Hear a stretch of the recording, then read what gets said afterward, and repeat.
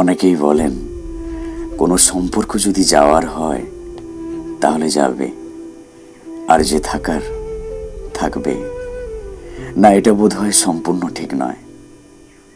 আপনি একটা গাছকে যত্ন করে বাড়িতে নিয়ে এলেন, সুন্দর করে টবে চারা গাছটিকে লাগালেন। গাছটা দুদিন খুব সুন্দর ফুলও দিল। তারপর ধীরে ধীরে আপনি নিষ্ক্রিয় হয়ে গেলেন, আর যত্নটুকু করলেন না। সামান্য জলটুকু নিজের হাতে দিলেন না।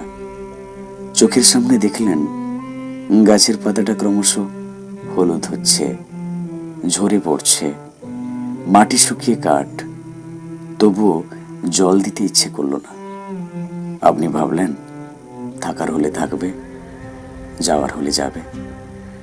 না না, এটাকে মেরে ফেলা বলে। আসলে সম্পর্কের ক্ষেত্রেও না এমনই হয়। যাকে রাখতে চান তাকে সময় একটু যত্ন করুন। একটা জন্মদিন, একটা বিবাহবার্ষিকী, একটা ভ্যালেন্টাইন ডেতে একটু কম ব্যস্ততা দেখান নিজের কাছের মানুষটাকে। একটু সময় দিন, একটু যত্ন করুন সম্পর্কটাকে। না হলে ওই গাছের মতো ক্রমশই হলুদ হয়ে যাবে। আর তখন মৃত সম্পর্কের মধ্যে আপনারই দম বন্ধ হয়ে আসবে।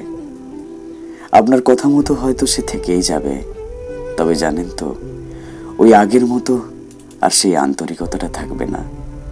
আসলে প্রতিটা সম্পর্ক যত্ন চায়, নরম প্রশংসা চায়, একটু মনোযোগ চায়, একটু বেহিসাবি আদর চায়। এগুলোকে ন্যাকামি বলে ব্যঙ্গ করবেন না। আসলে সবাই তো আর যান্ত্রিক হতে পারে না। যাবে আর কোথায়, থেকেই যাবে। তাই ওই যে থাকবার সে থাকবে এই ভেবে আত্মপ্রসাদ লাভ করবেন না। আসলে একতরফা ভালোবাসতে বাসতে অন্যদিকের মানুষটা তখন খুব ক্লান্ত হয়ে পড়ে। দুতরফের আগ্রহ থাকা দরকার একটা সম্পর্ককে বাঁচিয়ে রাখার জন্য। একটা সময় তো আসবে যখন দেখবেন অপেক্ষারও ক্লান্তি আসে, একতরফারও ধৈর্যচ্যুতি হয়। এত দিনের দীর্ঘ প্রতীক্ষা যখন ক্লান্ত হয়ে যায়, তখন আমরা সেটার নাম দেই ব্রেকআপ বা সম্পর্কের বিচ্ছেদ। আর তখনই আমরা বলে উঠি, যে থাকার সে থাকবে, যে চলে যাওয়ার সে চলে যাবে।